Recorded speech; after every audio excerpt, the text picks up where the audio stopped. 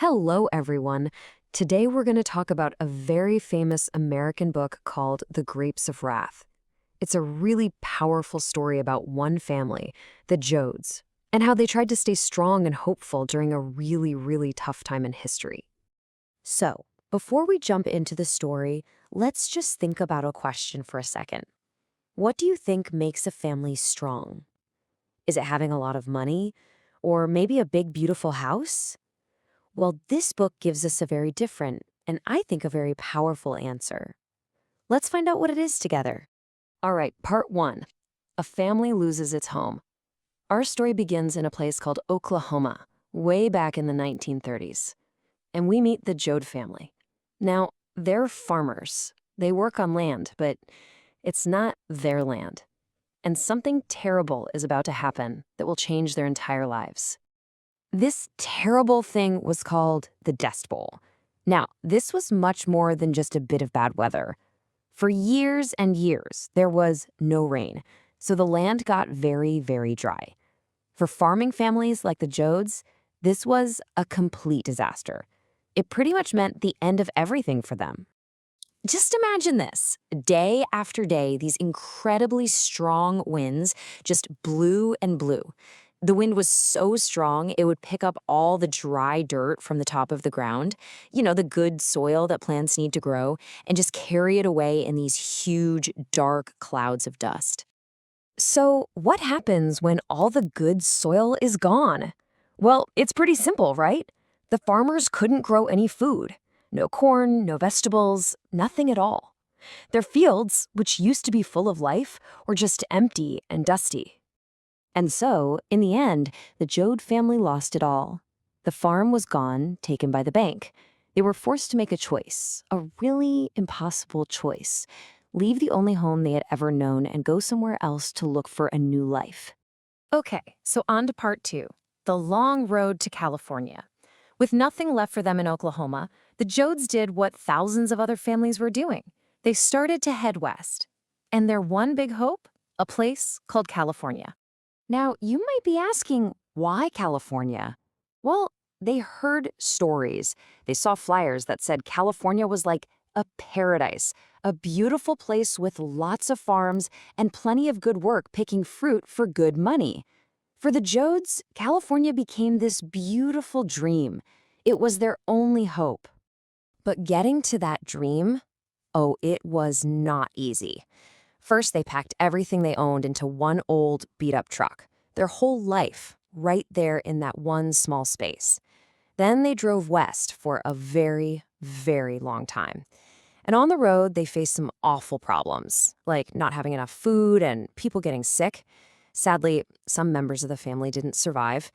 And they weren't alone. They saw so many other families just like them, all poor, all just searching for a better life. And now for part three. A dream becomes a nightmare. So, after that long, hard journey, the Joads finally made it. They arrived in California. But what they found there was not what they were expecting at all. Their beautiful dream was about to become a terrible nightmare. This really shows you the difference between the dream and the reality.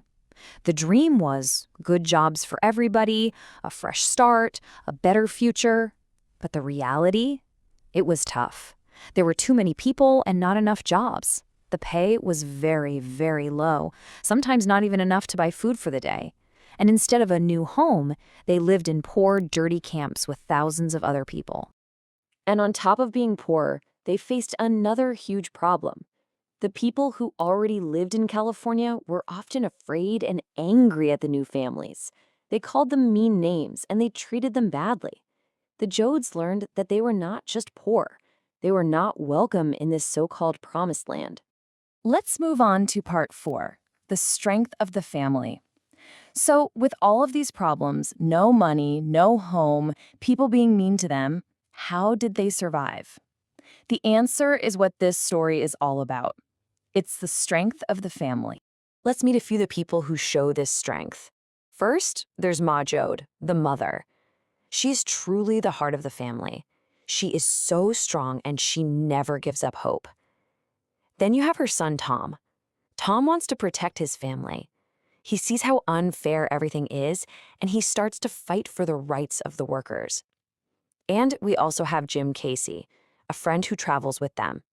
He helps Tom understand that people need to stand together when things are wrong. Through all the pain, the hunger, and the sadness, Ma Joad's one mission was to keep the family together. Because she knew that as long as they had each other, they still had something incredibly precious. They were still a family. Okay, our final section, part 5, a story about human kindness. As we get to the end of this story, we see that even with all the sadness, the book leaves us with a really powerful message. More than anything, it's a story about hope and about how important it is for people to be kind to each other. So what are the big ideas we can take away from this? First, family is so important. It can give you amazing strength. Second, community helps people survive. Sharing what you have, even if it's just a little bit, can make a huge difference. The book also tells us we need to help each other when times are bad. And finally, that fighting for a life where you are treated with respect, with dignity, is a fight worth fighting. You know, the Joads face so much cruelty, but they also see these beautiful moments of goodness. Other families share their last piece of bread. Strangers help one another. This brings us to the book's most lasting message, which is this idea. Even in deep despair, human kindness can still shine. It means that no matter how dark things get, a single act of kindness can be like a bright light.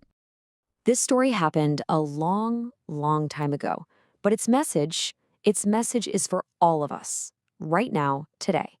So I'll leave you with a final question to think about. In our own lives, how can we show kindness to other people, especially to those who are struggling? It's something important for all of us to think about.